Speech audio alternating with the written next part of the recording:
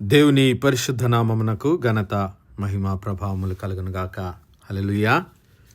ఈ అనుదిన బైబిల్ ధ్యానములకు మీ అందరినీ మన రక్షకుడు ప్రభు అయిన యేసు క్రీస్తుల వారి పరిశుద్ధ నామములో ప్రేమతో ఆహ్వానిస్తున్నాను. ప్రియులారా, క్రీస్తు ప్రభుల వారు మనకు చూపినటువంటి మాదిరి ప్రార్థన జీవితము, క్రైస్తవ జీవితమునకు ఆధారము, క్రైస్తవ విశ్వాసికి జీవాధారము ఏమిటి అంటే ప్రియులారా, ప్రార్థన లేని విశ్వాసి మరి జీవము లేనటువంటి మనుషులతో సమానమై ఉంటూ ఉన్నాడు. ప్రార్థన అనగా దేవునితో సహవాసము, ప్రార్థన అనగా దేవునితో సంబంధం, ప్రార్థన అనగా దేవునితో మాట్లాడటం, దేవుని స్వరాన్ని వినగలగటం. హల్లెలూయా. మరి అబ్రహాము జీవితము ద్వారా మరి అబ్రహాము ప్రార్థన జీవితాన్ని మనము ధ్యానిస్తూ ఉన్నాం. అబ్రహాము విశ్వాసులకు తండ్రి మాత్రమే కాదు కానీ అబ్రహాము గొప్ప ప్రార్థనాపరుడు. అబ్రహాము తాను వెళ్ళిన చోటులెల్లా దేవునికి బలిపీఠములు స్థాపించి, బలిపీఠములు కట్టి అక్కడ దేవుని నామములో ప్రార్థన చేస్తూ ఉన్నాడు. మరి దేవుడు సొదొమ గొమొర్రాలను నాశనం చేయడానికి, మరి తీర్పులోనికి నడిపించడానికి తన దూతలను పంపినప్పుడు అబ్రహాము మరి ఆ పట్టణంలో ఉన్నటువంటి నీతిమంతులను, అంతేకాదు కానీ దేవుని నామమును కూడా మరి కాపాడటానికి దేవుని పక్షమున అబ్రహాము మధ్యవర్తిగా నిలబడుతూ ఉన్నాడు. ఆ సొదొమ ప్రజల తరపున, ఆ సొదొమ పట్టణం తరపున. అలాగే దేవుని నామము అవమానపరచబడకూడదు, దేవుని నామానికి నింద రాకూడదు అనేటువంటి గొప్ప ఆశ కలిగి దేవుని సన్నిధిలో మరి విజ్ఞాపన చేస్తూ ఉన్నాడు. మరి ఆ విజ్ఞాపనలో, అబ్రహాము చేసినటువంటి విజ్ఞాపనలో మొట్టమొదటిగా మనం చూసాము, అబ్రహాము దేవుని గణపరుస్తూ ఉన్నాడు. రెండవదిగా అబ్రహాము తన్ను తాను తగ్గించుకొని మాట్లాడుతున్నాడు. అయ్యా, నేను బూడిదను, నేను ధూళి అయిన వాడిని, నేను ప్రభుతో తెగిస్తున్నాను అన్నాడు. ఇక మూడవ అంశం ఏమిటి అంటే ప్రియులారా, అబ్రహాము మరి స్పష్టంగా మాట్లాడుతూ ఉన్నాడు. అబ్రహాం యొక్క ప్రార్థన, అబ్రహాం యొక్క విజ్ఞాపన ఏమిటి అంటే, ప్రభువా, అక్కడ 10 మంది నీతిమంతులుంటే ఆ స్థలాన్ని మరి కాపాడుతావా అంటే దేవుడు అవునన్నాడు. ఆ తర్వాత అయ్యా, మరి ఒకవేళ 50 మంది నీతిమంతులు లేకుండా 45 మంది మాత్రమే, ఒక 5గురు తగ్గిపోతే ప్రభువా వారిని మరి నాశనం చేస్తావంటే లేదు, 45 మంది నాకు కనబడినా నేను వారిని కాపాడుతానని దేవుడు అన్నాడు. మళ్ళీ ఒకసారి అయ్యా, ఒకవేళ అక్కడ 40 మందే కనబడుదురేమో అన్నప్పుడు 40 మందిని బట్టి నాశనము చేయక ఉందని దేవుడు చెప్పాడు. ఇంకా అయ్యా, ఒకవేళ 30 మంది, అయ్యా ఒకవేళ 20 మంది, చివరికి ప్రభువు కోపపడని ఎడల నేను ఇంకొక మారే మాట్లాడేదను, ఒకవేళ అక్కడ 10 మంది కనబడుదురేమో అన్నప్పుడు దేవుడు ఆ 10 మందిని బట్టి నాశనము చేయక ఉందునెను. హల్లెలూయా. ప్రియులారా, మరి ఇక్కడ అబ్రహాము స్పష్టంగా మాట్లాడుతున్నాడు. అయ్యా, అక్కడ కొద్దిమంది నీతిమంతులు ఉంటారేమో అని అబ్రహాం మాట్లాడటం లేదు. కానీ అబ్రహాము అక్కడ ముందుగా 50 మంది ఉంటారేమో అనుకున్నాడు. ఒకవేళ 50 మంది తగ్గితే 45 మంది ఉండొచ్చు ప్రవ్వా, 40 మంది ఉండొచ్చు ప్రవ్వా, చివరికి 10 మంది ఉన్నా కానీ ఆ పట్టణాన్ని రక్షించమని స్పష్టంగా దేవుని సన్నిధిలో విజ్ఞాపన చేస్తూ ఉన్నాడు.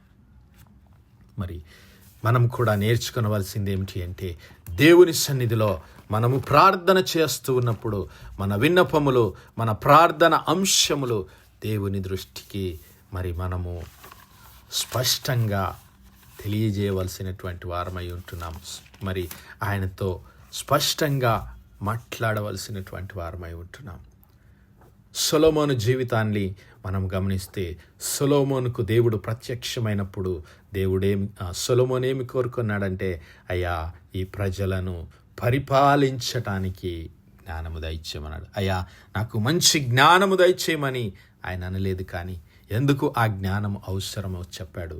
ఎందుకు జ్ఞానము అంటే, అయ్యా, నీ ప్రజలను పరిపాలించటానికి కావలసినటువంటి జ్ఞానము నాకు దయచేయమని అడిగాడు. హల్లెలూయా. మరి హన్నా దేవుని సన్నిధిలో ప్రార్థన చేసినప్పుడు, నాకు మగపిల్లల్నిస్తే ప్రభువా నీ కొరకు ఆ బిడ్డను పెంచుతాను, నీ కొరకు మరి సమర్పించుకుంటానని స్పష్టంగా ప్రార్థన చేసింది, ఆమె పొందుకుంది.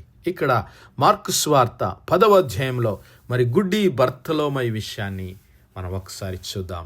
మనందరికీ పరిచయం ఉన్నటువంటి లేఖన భాగము మార్కు సువార్త 10వ అధ్యాయము 46వ వచనము నుంచి 52 వరకు. అక్కడ బర్తలోమయి అనేటువంటి గుడ్డి భిక్షగాడి విషయాన్ని మనం ఈరోజు చూద్దాం.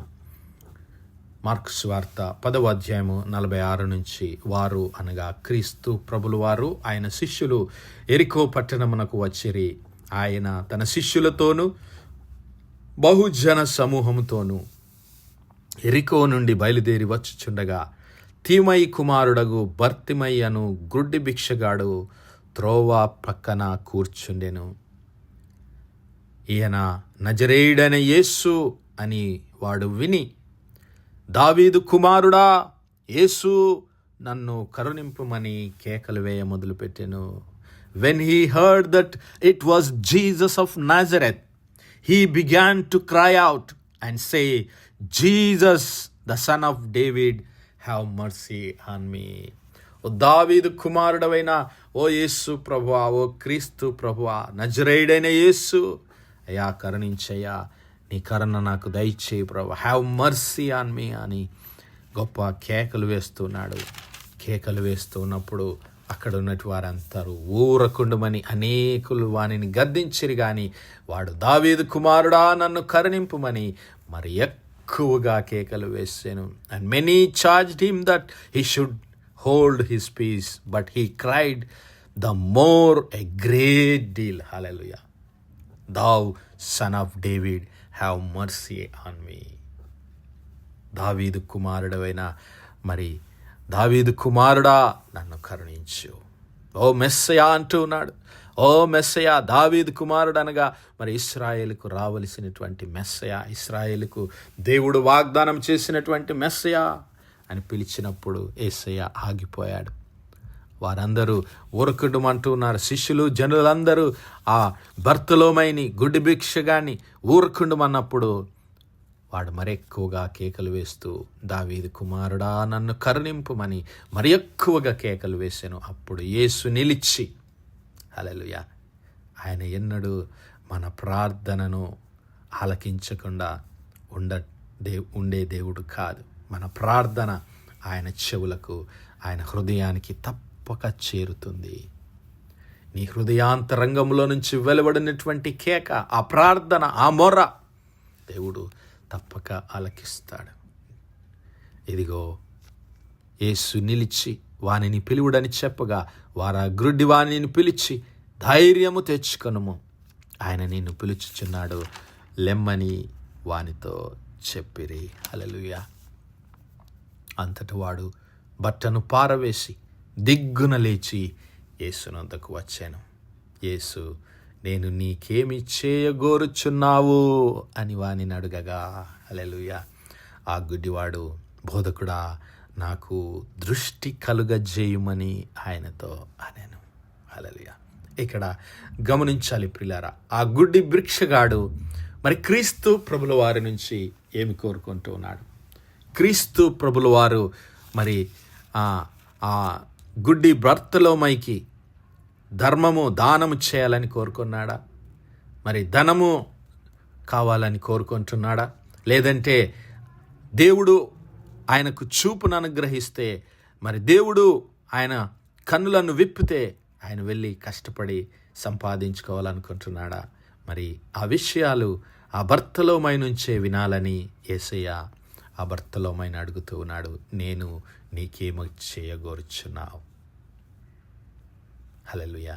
మరి క్రీస్తు ప్రభుల వారికి తెలుసు మన ప్రతి అవసరత, అక్కరత, కొదువలు అన్నీ ఆయనకు తెలుసు. కానీ దేవుని సన్నిధానంలో నీ యొక్క మరి ప్రాధాన్యత ఏమిటి? నీవు దేనికి మరి విలువనిస్తూ ఉన్నావు? నీవు దేన్ని కోరుకుంటున్నావు? అడుగుడి మీకు ఇయ్యబడును, వెతుకుడి మీకు దొరుకును, తట్టుడి మీకు తీయబడినటువంటి దేవుని వాగ్దానం అనుకుంటుంది నా సహోదరుడా, నా సహోదరి. కాబట్టి నీవు నేను ఆయనను అడిగినప్పుడు ఆయన మనకేది అవసరమో అది తప్పక అనుగ్రహించే దేవుడై ఉంటున్నాడు. అయితే నీవు నేను మరి స్పష్టంగా మన యొక్క ప్రార్థన విజ్ఞాపనలను దేవునికి తెలియజేయవలసిన వారమై ఉన్నాం. అక్కడ ఆ గుడ్డి భిక్షగాడు తనకు ధనము కావాలని కోరుకోలేదు, వెండి బంగారం కావాలని కోరుకోలేదు, మరి జ్ఞానమును అడగలేదు. కానీ సొలొమోను జ్ఞానమును అడిగాడు. కానీ ఈ గుడ్డి భిక్షగాడికి కావలసింది ఏమిటి అంటే ధనము కాదు, జ్ఞానము కాదు, మరి ఆయనను చూడగలిగినటువంటి నేత్రములు కావాలి. హల్లెలూయా. ఆయనను చూస్తే ఆయనను ఆ వెలుగులో మరి తను సమస్తము సంపాదించుకొనగలననేటువంటి ఆ గొప్ప ధైర్యము బర్తలోమైలో ఉంది. అందుకే ఆ కన్నులు లేకున్నా ఆ క్రీస్తు ప్రభుల వారిని మెస్సయాగా గుర్తించాడు.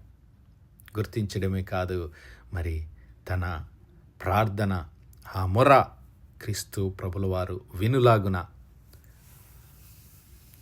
ఆ బర్తలోమై ఆ దినము క్రీస్తు ప్రభుల వారిని దర్శించుకున్నాడు. మరి క్రీస్తు ప్రభుల వారికి తన ప్రార్థన విజ్ఞాపన తెలియజేశాడు. మరి తన దృష్టిని పొందుకున్నాడు. అప్పుడు యేసు నీ వెళ్ళుము, నీ విశ్వాసము నిన్ను స్వస్థపరచునని చెప్పాను. వెంటనే వాడు త్రోవను ఆయన వెంట చూపు పొంది వెళ్ళాను. ఆయన వెంటే వెళ్ళాడు. దేవునామానికి మహిమ కలుగును గాక. ప్రియులారా, మరి చూపు పొందుకున్నటువంటి ఆ బర్తలోమై యేసయ్యను విడిచిపెట్టలేదు, కానీ యేసయ్యను వెంబడిస్తున్నాడు. మరి ఈరోజు నీ ప్రార్థన, నా ప్రార్థన కూడా ఆ విధంగానే ఉండాలని యేసయ్య కోరుకుంటున్నాడు. యోహాను సువార్త 16వ అధ్యాయం 24వ వచనం, 23, 24 వచనాల్లో యేసయ్య అంటున్నాడు, ఇదిగో ఆ దినమున మీరు దేని గూర్చియు నన్ను అడుగరు. మీరు తండ్రిని నా పేరట ఏమి అడిగినను ఆయన మీకు అనుగ్రహించునని మీతో నిశ్చయముగా చెప్పుచున్నాను. ఇది వరకు మీరేమియూ నా పేరట అడగలేదు. మీ సంతోషం పరిపూర్ణమగునట్లు అడుగుడి, మీకు దొరుకును. హల్లెలూయా. అడుగుడి, మీకు దొరుకును. స్పష్టంగా మరి అడగమంటూ ఉన్నాడు. దేవుని మహిమార్థమై, దేవుని రక్షణార్థమై, దేవుని యొక్క నామమును ఘనపరిచేదిగా నీ ప్రార్థన, నా ప్రార్థన ఉండాలి. మరి అబ్రహాము జీవితం ద్వారా ఈ 3 విషయాలు మనము గమనిస్తూ ఉన్నాం. మరి మొట్టమొదటిగా మన ప్రార్థన దేవుని నామాన్ని ఘనపరిచేది, మహిమపరిచేదిగా ఉండాలి. రెండవదిగా మనం ప్రార్థన దేవుని సన్నిధానంలో మనలను మనం తగ్గించుకొని దేవుని మహిమపరిచేది, దేవుని హెచ్చించేదిగా ఉండాలి. మూడవది, మన ప్రార్థన స్పష్టమైనదిగా ఉండాలి. మరి కొద్ది మాటలు దేవుడు మనందరి వినికిడిలో దీవించునుగాక. Amen, amen, amen. ప్రార్థించుకుందాం. హల్లెలూయా, హల్లెలూయా, హల్లెలూయా, హల్లెలూయా. స్తోత్రము, స్తోత్రము, స్తోత్రము, స్తోత్రము, స్తోత్రములు తండ్రి. అత్యంత కృపాభరితుడువు, అత్యున్నత సింహాసనంపై ఆసీనుడవైన మా ప్రియ పరలోకపు తండ్రి, ఇచ్చమగలిగిన మా దేవ, సైన్యంలోకి అధిపతి వగు మా యెహోవా తండ్రి, కృపా కనికరములు గల మా ప్రభువా, సూర్యోదయం మొదలుకొని ఇంత మటుకు మా తండ్రి మీ చల్లని రెక్కల నీడని మమ్మల్ని భద్రపరిచి అయ్యా మరొకసారి మీ ప్రియ కుమారుడు మా ప్రభువైన యేసు క్రీస్తుల వారి పరిశుద్ధ నామములో దేవా మీ కృపా సన్నిధానంలో ప్రార్థించడానికి సజీవ లెక్కలో మమ్మల్ని లెక్కించిన దేవా మీకే స్తుతులు, స్తోత్రాలు, వందనాలు చెల్లిస్తున్నాం. అవును మా ప్రభువా, మీ యొక్క పరిశుద్ధాత్మ సహాయము, ఆదరణ, సహవాసము ఎల్లవేళలు మాకు అనుగ్రహించి మీ కాపుదలను అనుగ్రహిస్తున్న తండ్రి మీకే స్తోత్రాలు. అయ్యా మరి అబ్రహాము జీవితంలో మరి ఆయన ఎక్కడికి వెళ్ళినా మీతో సహవాసము కలిగి, సంబంధము కలిగి మీ నామమున బలిపీఠములు కట్టి మీ నామమున ప్రార్థించి ప్రభా మీ సన్నిధిలో తను తాను తగ్గించుకొని మీ నామాన్ని హెచ్చించి ఘనపరిచిన మాదిరిగా మేమందరము మీ సన్నిధిలో అట్టి ప్రార్థనా జీవితం కలిగి మా కుటుంబాల్లో, మా ఆత్మీయ జీవితాల్లో మీ కొరకు బలిపీఠములు కట్టి మీ నామమున ప్రార్థించి మీ మహిమను ఈ లోకానికి ప్రకటించే వారిగా మమ్మల్ని, మా కుటుంబాల్ని స్థిరపరిచి సిద్ధపరచమని సమస్త మహిమ, ఘనత, ప్రభావాలు మీ నామానికే చెల్లిస్తూ మా ప్రభును, మీ ప్రియ కుమారుడు, మా రక్షకుడునైనా యేసు క్రీస్తుల వారి పరిశుద్ధ నామమును ప్రార్థించి వేడుకుంటున్నాం మా పరలోకపు తండ్రి. Amen, amen, amen. God bless you all. Praise the Lord. Shalom.